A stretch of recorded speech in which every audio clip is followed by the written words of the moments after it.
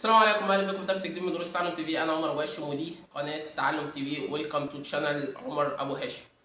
النهارده ان شاء الله هشارك معاك الفرق بين البير مينيمم او اللايف هابتس، وايه علاقه البير مينيمم باقل القليل باللايف هابتس الحياه تحدث، وده مثال امريكي بتخطيط الاهداف. فلو انت مهتم بالحلقه دي تابع الحلقه دي للاخر ويلا بينا. البير مينيمم او اللايف هابنس دول كلمتين. بالنسبه لللايف هابنس فدي اللايف هابنس دي الحياه تحدث، وهنا الحياه تحدث هو مثال امريكي. يعني ايه الحياه تحدث اصلا؟ خلينا نفسر الكلمه واحده واحده. الحياه تحدث، انت دلوقتي حاطط تخطيط الاهداف بتاع السنه بتاع 2023 مثلا. فانت جيت قلت ان انا هعمل 1 2 3 4 5 6 7 8 9 10 و20 حاجه. فيجي هنا حاجه اسمها اللايف هابنس، يعني الحياه تحدث. الحياه تحدث يعني ايه؟ يعني تيجي تقول ان انا هعمل 7000 حاجه، فتيجي الحياه تقول لك لا انت مش هتعمل كده، لان في كذا وكذا ومسؤولياتك وشغلك وامتحاناتك ومش عارف ابوك حصل له ايه ووالدتك حصل لها ايه واخوك مش عارف ايه، وتبدا الاحداث بتاعت الحياه تشغلك عن الاهداف. فدي معناها اللايف هابنس، يعني الحياه بتحدث في حاجات انت مالكش دعوه بيها، حاجات خارج عن نطاق يعني ارادتك نفسها. فانت ما بتعرفش ان انت تعمل كنترول على الحياه بتاعتك، لان الحياه هي اللي تشدك ليها. يعني انت مش هينفع تيجي تقول ان انا عايز اعمل 7000 حاجه ويجي اللايف هابنس الحياه تقول لك ايه؟ لا انت مش هتعمل كده لان في كذا وكذا وكذا.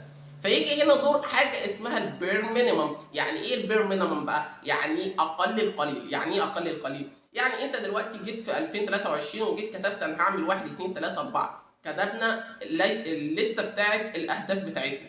فنيجي نعمل ايه بقى؟ نبدا نعمل حاجات اولويات. يعني ايه اولويات؟ انت دلوقتي في اولويه بين، يعني هديك مثال، بين ان انت تتعلم لغه وبين ان انت تسافر بره. يعني هو مفيش علاقه بين الاثنين، بس يعني خلينا ايه نعمل اولويات. ان انت تسافر بره مصر مثلا، وان انت تذاكر لغه، هتختار ايه؟ الاولى ان انت تذاكر اللغه، دي اللي هي الاولويات.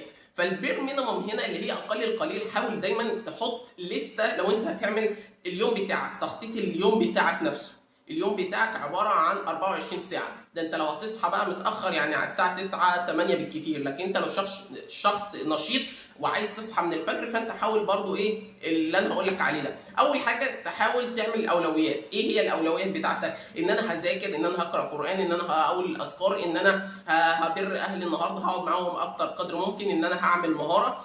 او خلينا نقول حاجه ثانيه، حاول تقسم اليوم بتاعك كذا حاجه: رياضي، اجتماعي، شخصي، اكاديمي لو انت في كليه، حياتي. يعني خلينا نقول في الرياضه ان انت هتعمل رياضه النهارده ان شاء الله 10 ضغط 10 بطن ايا كان الحاجه دي. حاول تقسم اليوم بتاعك كده: رياضي، صحي ان انت هتقول ان انت والله النهارده هتاكل اكله صحيه، مش هنلخبط في الاكل وهناكل اكله صحيه، دي برضو من ضمن الصحي. من ضمن العبادة ان انا والله هعمل النهارده هذكر ربنا وهصلي وهقول الاذكار الصبح المساء والصباح وكل حاجه. بالنسبه لشخصي ان انا هتطور نفسي في مهاره معينه او ان انا هعمل حاجه معينه. اجتماعي ان انا والله النهارده هقعد مع والدي ووالدتي لاني انا مقصر في حقهم كده. حاول دايما تعمل الليسته دي اللي هي ان انت تكون اجتماعي، ان انت تكون صحي، ان انت بتاكل اكل صحي، ان انت تكون حاجه بتعملها شخصيا او عباديا. دي دلوقتي ان انت بير مينيمم، دي اقل القليل بتاع اليوم. ما تكونش انت بقى جاي في اليوم بتاعك تقول ان انا والله هعمل 7000 حاجه، وان انا هشتغل في 3000 حاجه، وان انا هكسر الدنيا النهارده. مفيش الكلام ده، لان اللايف هابنس ان هي الحياه بتجبرك ان انت تعمل حاجات غصب عنك لازم ان انت تعملها.